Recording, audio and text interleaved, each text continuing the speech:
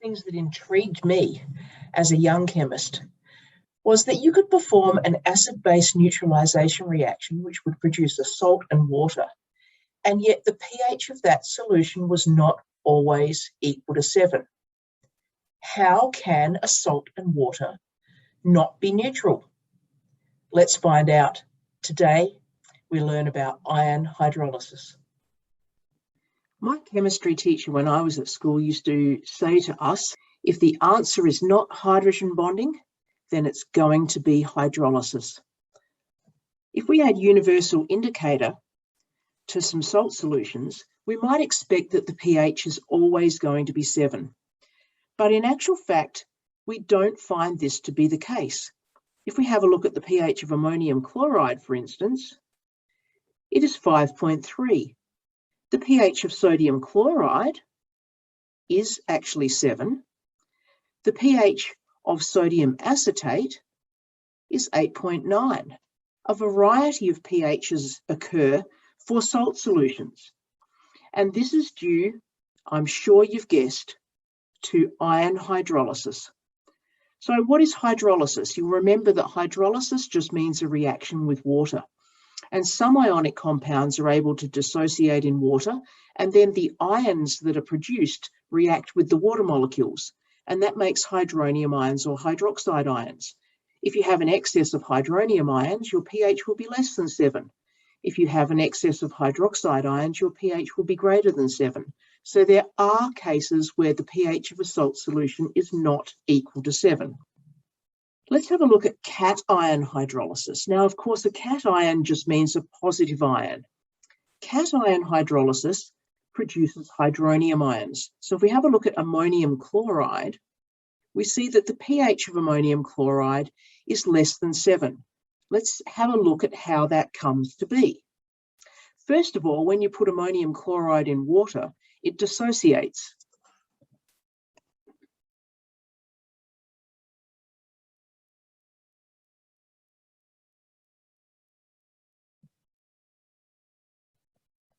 Produces the ammonium ion, NH4+, and the chloride ion, Cl-. The ammonium ion is then able to go on and react with water in an ionization reaction. So we started out with a dissociation. This is the dissociation reaction. Then we get an ionization reaction. The ammonium ion can go on and react further with a water molecule.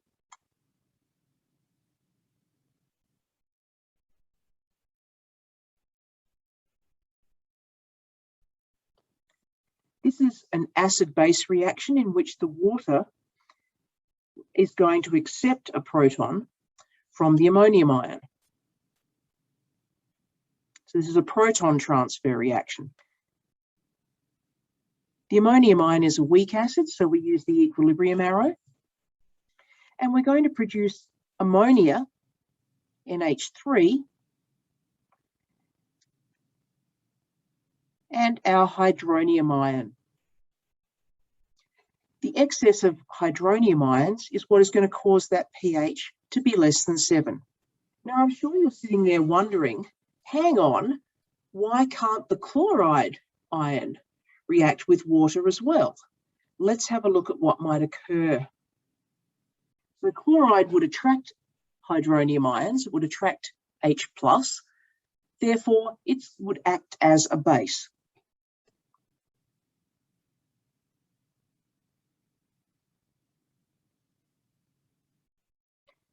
We would expect the proton to transfer from the water to the chloride ion.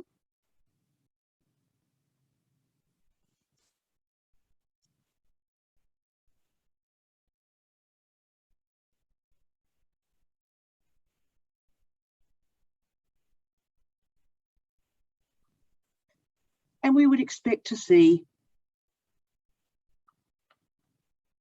HCl,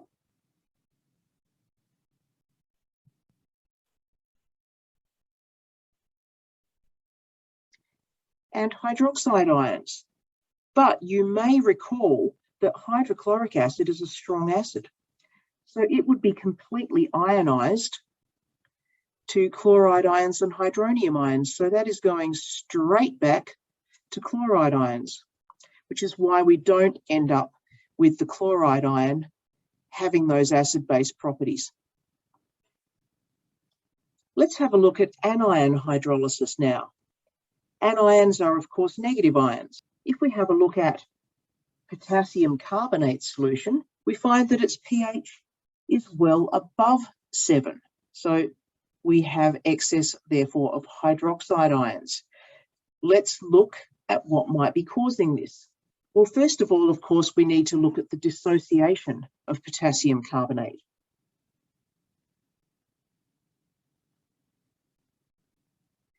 When the potassium carbonate dissolved in water, it dissociated into potassium ions and carbonate ions. The carbonate ion can then go on in an ionisation to react with water.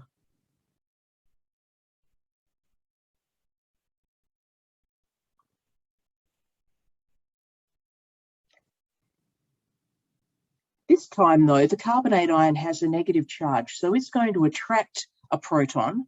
So the water will be donating a proton to the carbonate ion.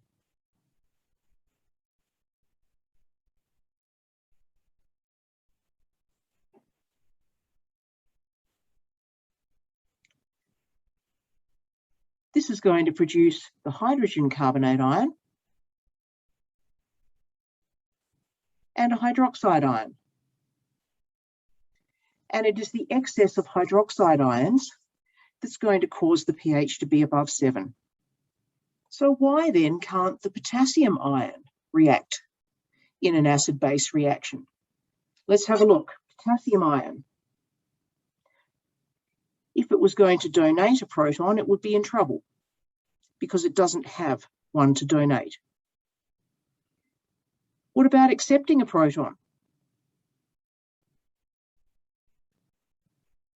Well, a proton has a positive charge and the potassium ion has a positive charge, so they would simply repel one another, so they could never come together in a reaction.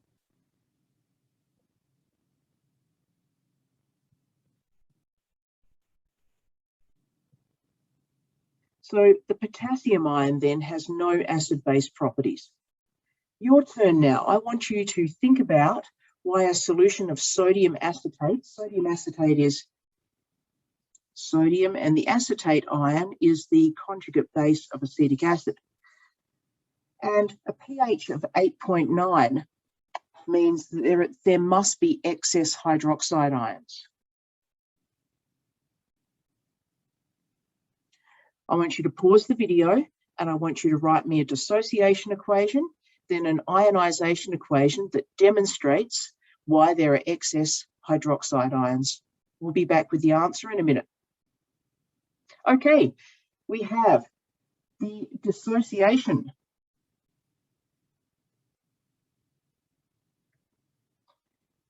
So the sodium acetate is going to dissociate when it dissolves in water into sodium ions and acetate ions. After that occurs, we're going to get ionisation so that we can produce the hydroxide ions.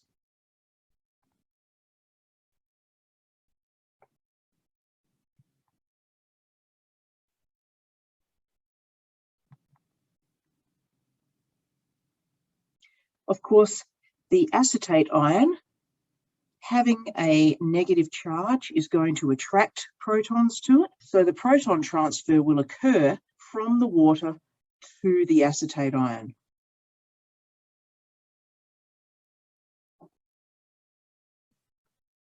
This will produce acetic acid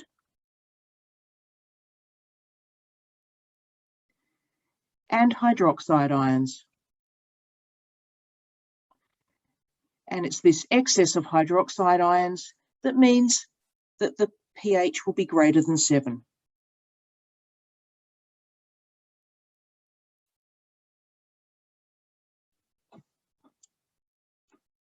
Ion hydrolysis is also the reason why the pH at equivalence for titrations that involve weak acids and bases is not 7.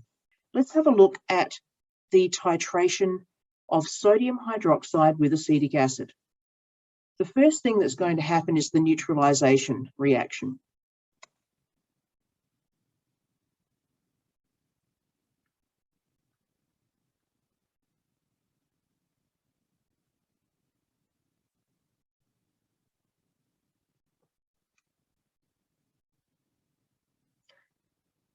Making our salt, which is sodium acetate, and water.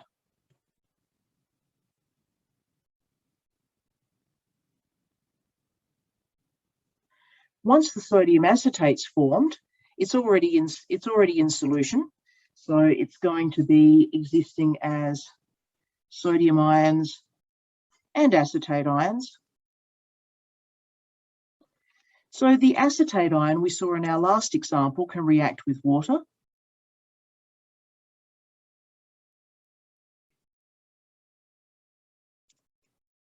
And that's going to produce acetic acid.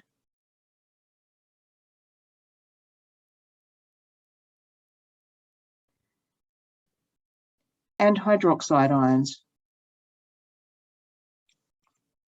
For this reason, we would expect the pH at the equivalence point when we've got equal number of moles of sodium hydroxide and acetic acid having been added, the pH is going to be above 7.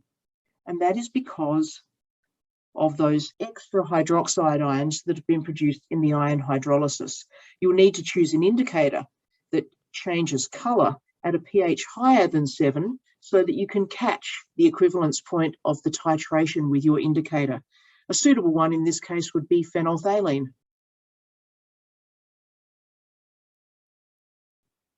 Well, I hope you enjoyed finding out the answer to that question of how salt solutions could possibly not be neutral. If you found that this video was useful to you, if you enjoyed finding out more about the pH of salt solutions, then please consider giving the video a like.